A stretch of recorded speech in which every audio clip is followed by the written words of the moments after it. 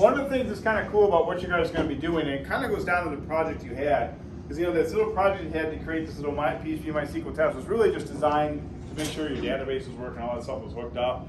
But all you guys really had to do was what? Inject a SQL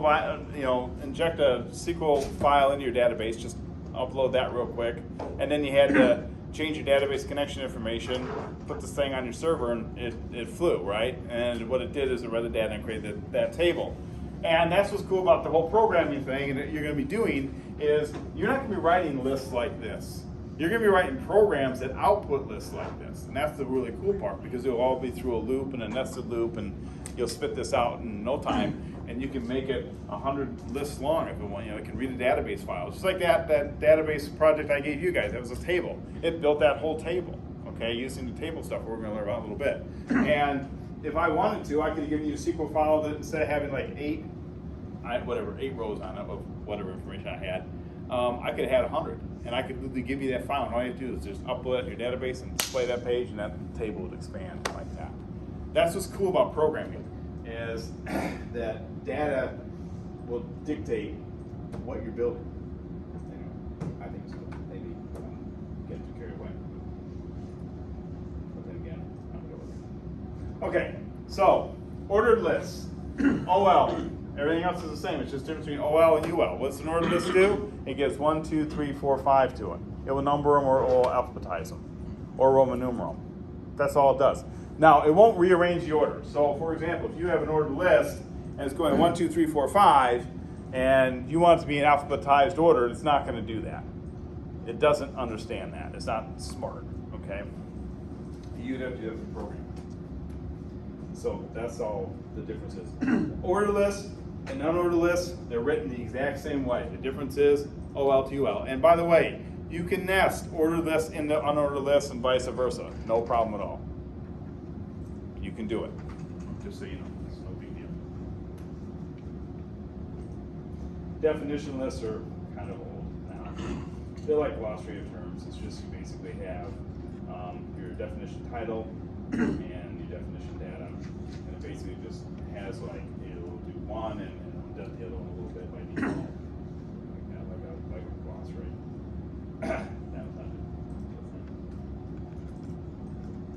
Linking web pages together, anchor elements. Okay, so anchor elements are what's known as inline elements. Okay, so now we're dealing with something different. So what an anchor element will be is it's an inline element, which means that one, when it terminates, it does not start something on a new line, and also it only contains the width of whatever it is. So I'm going to show you what I'm talking about. It's an anchor element. So if I come into here, I'm going to start. You should put an anchor element inside of like a paragraph element. Okay, and then I'm going to write the link to Google.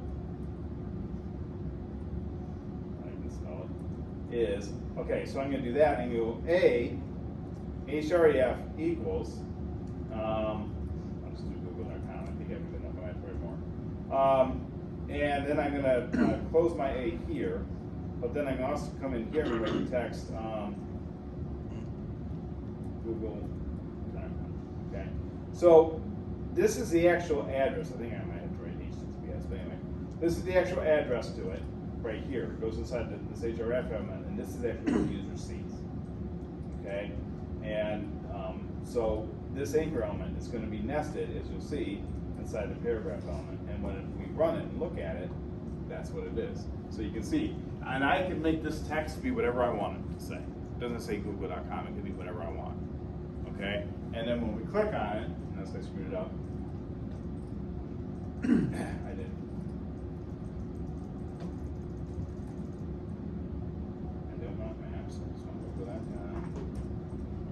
Yeah, that's what I need to do. Okay, I had to make it more absolute.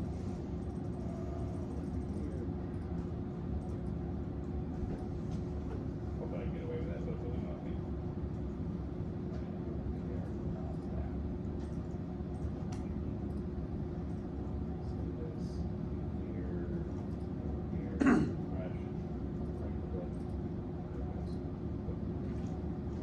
Now, one thing I'm doing, just so you know, is I'm doing this right here, if I click on it here, it takes that page and takes it to Google.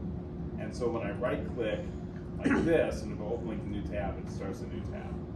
Now you can do something with a target equals blank.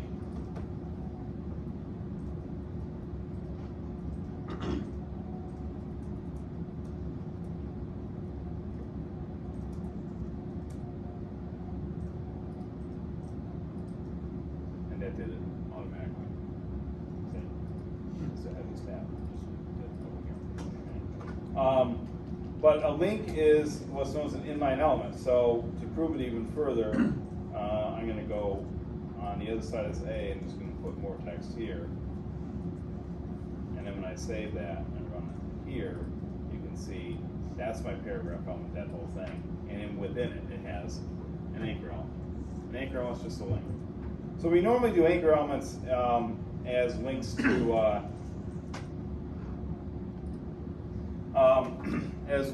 external web pages or web pages within our site.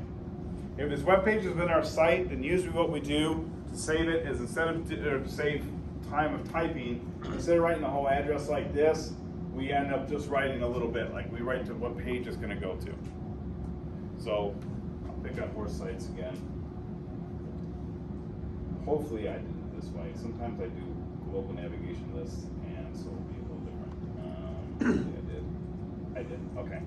So if you can see with this, my index page, upcoming events page, all these pages right here that I have in my navigation list, okay, what they are is they're all on the server like this, and they're all in the same directory. So all I got to do is, instead of writing HTTPS or whatever it is, all I have to do is just write the page name because they're in the same directory, they know where they're at. That's known as a relative link.